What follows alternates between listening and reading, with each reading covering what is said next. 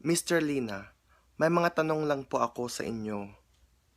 Una, bakit ninyo papatungan ng taxes ang mga bagay na pinapadala po namin dyan sa Pilipinas kung nagbayad na po kami ng tamang buwis noong binili po namin mga to?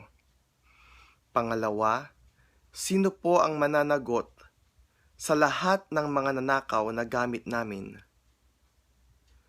Pangatlo, kung ginagawa po ninyo ang inyong trabaho ng maayos, bakit po nakalusot ang smuggled basura galing Canada?